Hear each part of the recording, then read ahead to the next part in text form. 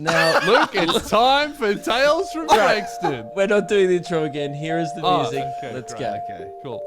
Keelan, are would you like to start? You start. Oh, okay, he's not ready. Woke up the other day in Frankston.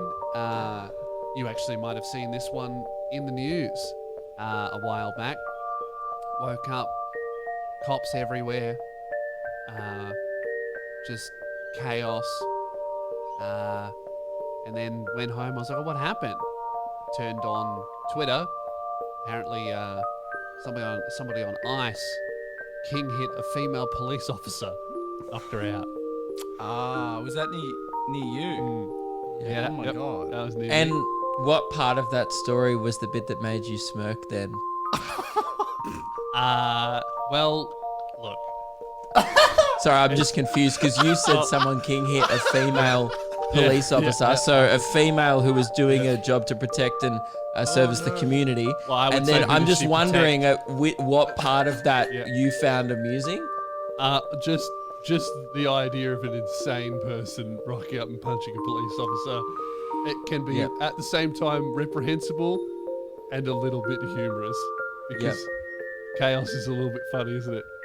Yeah. Oh. You do sound like one of the Joker's followers. Chaos is a Wanna little see the bit world funny. burn. You're literally going, oh, chaos is good. Here's a segment about it. All right. See, remember when we said before how we were like, hey, Ruben, who do you think's going to get cancelled first, me or Logan Paul? There you go. See one of these Sane boys. man with blue hair loves a cop being punched. Look, it's not good and it's terrible. Should I tell my story? I don't think this segment Yeah. is going to end up resulting in good things for the show. No. Well, look, I think that what we're trying to do is just tell everyone about the culture of the suburb that Keelan and I live in and really kind of dispel any of the myths about the place that are kind of floating around. Yeah. They say there's no culture. There's clearly a lot of culture. Keelan, what have you seen in Frankston? So anyone who lives in Frankston would know the Nepean Highway, but would also know that Macca's. And so the other day I parked near the Macca's, not to go to the Macca's, but to walk across the street. And as I've got out of my car and started walking across the road, I see two very aggressive four-wheel drive type cars, brake checking, swerving all across the road, pretty busy highway.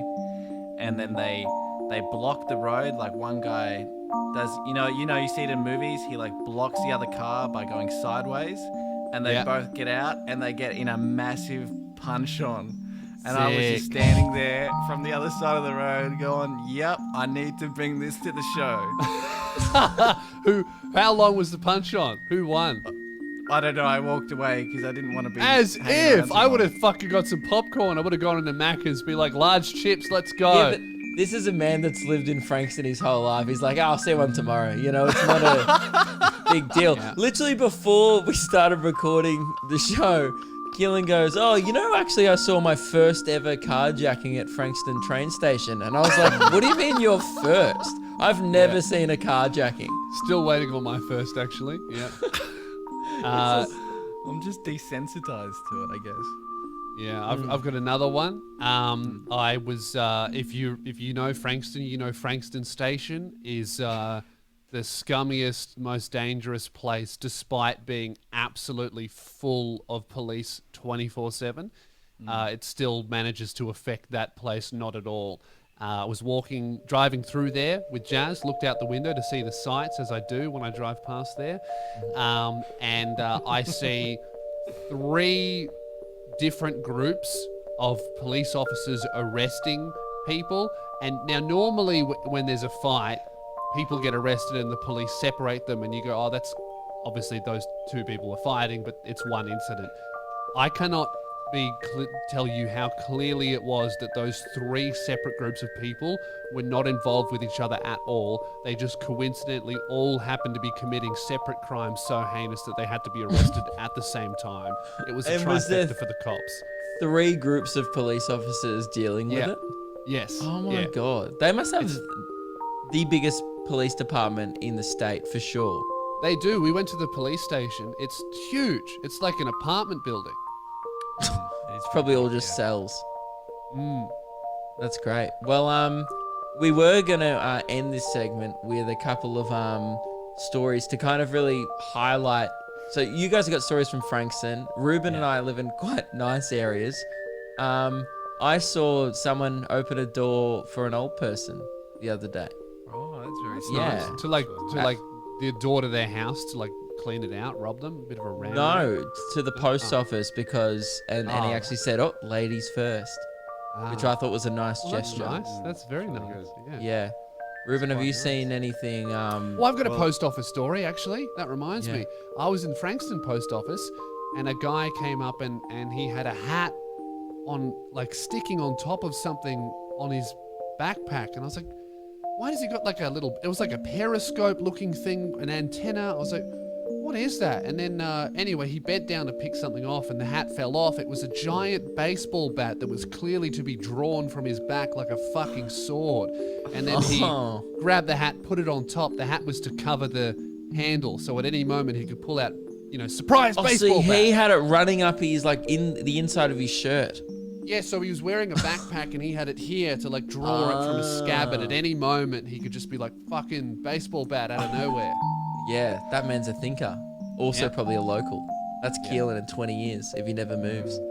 But and also the post office had automatic doors, so there's no need to open it for old people. You wouldn't understand. Mate, I'm up to my Such a bad 40-second neighborhood. carjacking. Now I just have a fucking bat, Fair enough. I like this. How about you, segment, guys. Ruben? This is Any Yeah. crimes, domestic violence you've witnessed? Well, actually, I went for a walk yesterday at nighttime because I was busy during the day. Needed to go for a walk With like an still. entourage, the boys, like security? You're not going to believe this. I actually just went by myself. Wow. Yeah, and get this, didn't fear for my life once. What? That's weird. I didn't get this. I didn't even look over my shoulder. Oh, Wait. What? That's crazy. That's Yeah. nuts. Yeah. I actually did that the other day. Like, I was walking at night time because sometimes I'd leave my well gymming till pretty late at night. Now there's no curfew. And on the way back from my runs, it gets dark. Obviously, same with Ruben, wasn't fearing for my life. A cat jumped out. I didn't even jump. And then I just started patting it because I knew it was domestic and didn't have a disease. Wow. Yeah. It was just cute. It was just like, and it just wanted to be loved. And I loved it back. Oh, It was that mutual. I every now and then I'll see a domestic too in Frankston. Oh. Yeah. Well, same, I guess. But there are some similarities, finally.